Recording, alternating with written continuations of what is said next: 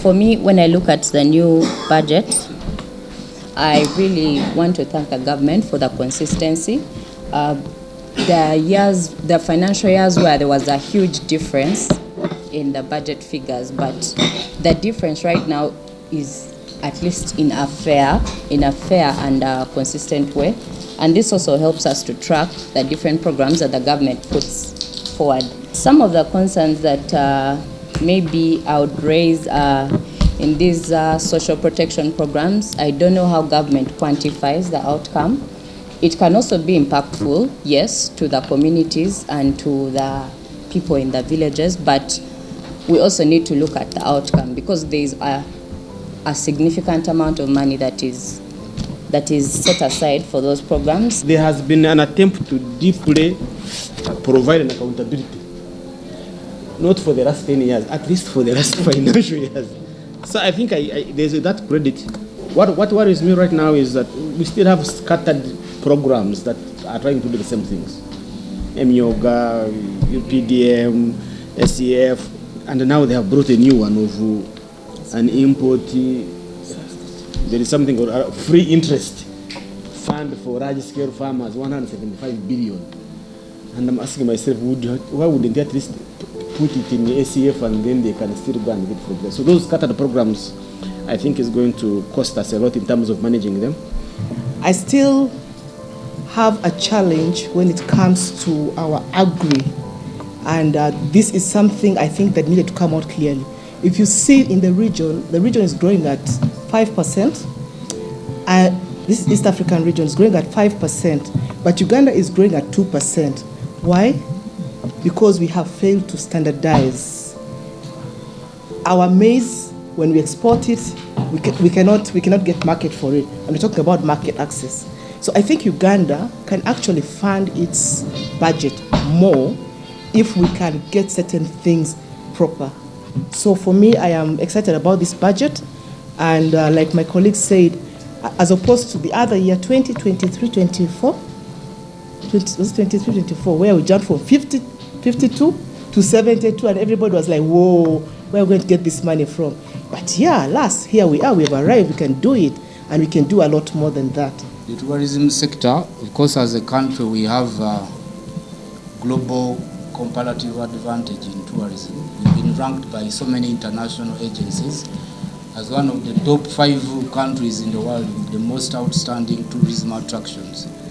But of course, like someone has said, the funding for the sector has been very little. Our neighboring countries have been each injecting more than $20 million in marketing their tourism, and for us, we've been on average injecting only $2 million. But I am happy that the budget for the sector has been significantly increased from about 222 billions to 430 billions in the next financial year. I'm also very happy that Greater Kampala area has been given 1.4 trillion for working on the roads. You know, sometime back there was a public uproar about the potholes in Kampala. Debt to GDP, we've crossed the threshold of 50%. The percentage really, I was looking at the US, is 123. Japan is 264%. Yes, as much as we are low, we need to see how well are we utilizing this debt. We have a lot of money that's been disbursed. Projects are not moving. So the money we are actually paying interest. Interest for? Yes. So that's something that we need to look at. Talked about the fundamentals, economic growth and all that, the price stability, inflation and all that. So the fundamentals are in place. But I think the challenge is also the other side of the reality on the ground, really, because we are running, for example, a trade deficit, and it has been consistent because we are producing raw commodities, exporting value-added products, you know. So and that also goes to the issue of job creation. The economy is growing, but it's a jobless growth. I would also like to emphasize the part of the infrastructure where we've put sufficient money for the metropolitan area to have our roads fixed. It helps a lot in ensuring that we don't have problems in our movements of goods and people. However, when implementing it, let us get the designs right as well.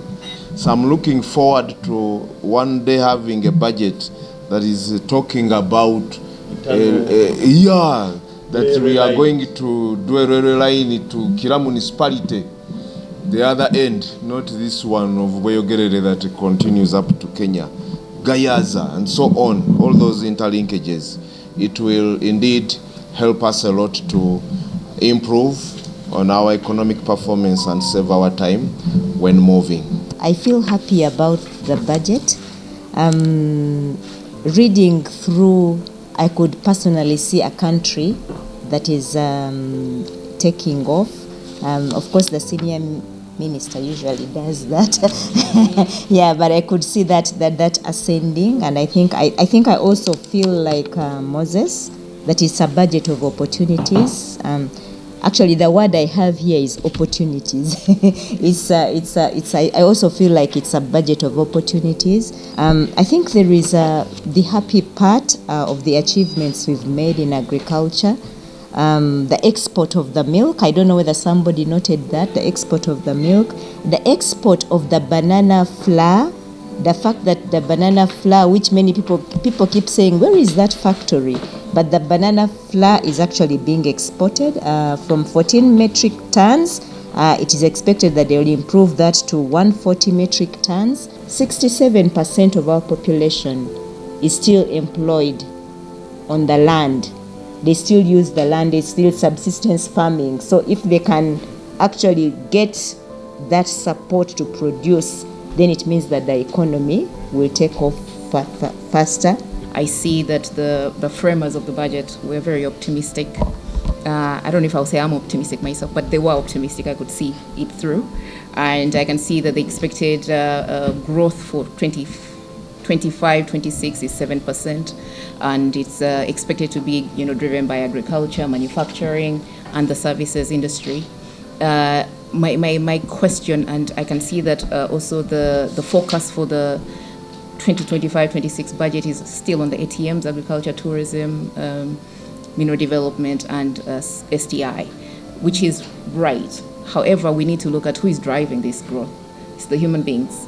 And looking through, the speech, I could have missed it, but the bit I could see about the human being was the indicator around the life expectancy. So over the last 10 years, our life expectancy has increased at least by 10 years. Now we are dying at 68 years. But that's the only indicator I can see on the human beings who are really actually driving the economy. So I feel that there's a big nuance that we have to put on nutrition, healthy diets. Who are the people driving the economy? It is the human beings, and they need to be healthy, they need to be productive, they need to be able to produce what is produced. So whatever we invest in the economy, the human beings who are driving, say, the economy have to be healthier. There is some ray of hope because the government has extended the waiver that was announced in the previous budget, so that it also goes up to the 30th of June 2026 if you are ready to pay the principal within the range. So if I look out there and I want to bring money into Uganda, should I be targeting industrial parks where these billions are going, hoping you'll attract FDI? Or should I be actually targeting skilling Ugandans with all sorts of skills so that they can bring me remittances? Because that's the trend. Globally, remittances are going to outstrip the FDI. Already that is the experience in Uganda. So I don't want to say Umar is already skilled, is an SCCA. Give him another skill. What if we gave him a skill of Arabic and French? That would open him up spaces to go and practice his SCCA in Saudi Arabia, in Qatar, in the French Francophone, in Canada.